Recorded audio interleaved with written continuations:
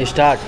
गुजरात के कच्छ में मुंद्रा बंदरगाह पर अफगानिस्तान से आई हेरोइन की करीब 3000 किलोग्राम की खेप पकड़ा जाना हर लिहाज से चिंताजनक है।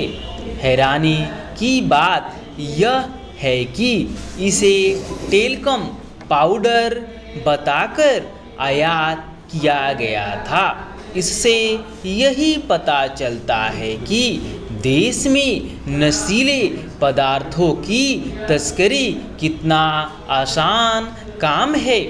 मुंद्रा बंदरगाह पर हेरोइन की एक बड़ी खेप जिस तरह तालिबान के अफगानिस्तान पर काबिज होने के बाद बरामद की गई, उससे यही स्पष्ट होता है कि यह आतंकी समूह अपनी पुरानी हरकतों से बाज आने वाला नहीं है।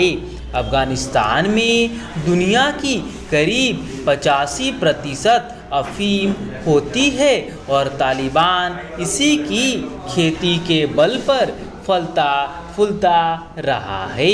अफीम और उससे बने अन्य मादक पदार्थों के कारोबार में तालिबान की मदद पाकिस्तानी खुफिया एजेंसी ISI किस तरह करती रही है, यह किसी से छिपा नहीं। लगता है कि ISI ने तालिबान के अफगानिस्तान पर काबिज होने के बाद अपना पुराना धंधा फिर से शुरू कर दिया है। इस पर आश्चर्य नहीं कि भारतीय सुरक्षा एजेंसियों को मुंद्रा बंदरगाह पर लाई गई हेरोइन की खेप के पीछे ISI का हाथ नजर आ रहा है। इससे संतुष्ट नहीं हुआ जा सकता कि अफगानिस्तान से मंगाई गई हेरोइन की एक बड़ी खेप पकड़ी गई, क्योंकि तमाम ऐसी खेप रही होंगी जो सुरक्षा एजेंसियों की पकड़ में ही न आई होंगी। वैसे भी यह जग जाहिर है कि देश के अन्य राज्यों से भी नशीले पदार्थों की तस्करी होती है। शायद ही कोई सीमांत राज्य ऐसा होगा जहां से नशीले पदार्थ चोरी छिपे देश में न लाए जाते हों। ऐसे राज्यों में पंजाब प्रमुख है। पंजाब में पाकिस्तान से नशीले पदार्थों की खेप आती ही रहती है।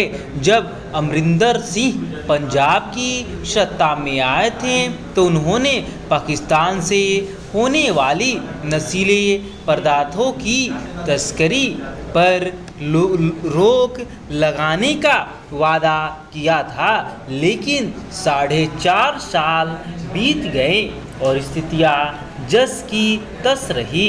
इसी कारण नवजोत सिंह सिद्धू समेत अन्य नेता उन पर यह आरोप लगाते रहे कि उन्होंने ड्रग्स माफिया के खिलाफ कुछ नहीं किया। देखना होगा कि अब पंजाब में हालात बदलते हैं या नहीं। वैसे समस्या केवल पंजाब की ही नहीं है, देश के अन्य राज्यों में भी युवा पीढ़ी को बर्बाद करने वाला यह काला कारोबार फल फूल रहा है। यह जम्मू कश्मीर से लेकर पूर्वोत्तर के राज्यों तक फैला हुआ है। असम के मुख्यमंत्री का मानना है कि मणिपुर और मिजोरम के रास्ते उनके राज्य में नशीले पदार्थ लाए जाते हैं। चूँकि नशीले पदार्थों का कारोबार माफिया तत्वों द्वारा देश विरोधी ताकतों के साथ मिलकर किया जाता है, इसलिए सुरक्षा एजेंसियों और विशेष रूप से सीमा की रक्षा करने वाली एजेंसियों को और अधिक सजगता बरतने की आवश्यकता है। स्टॉप।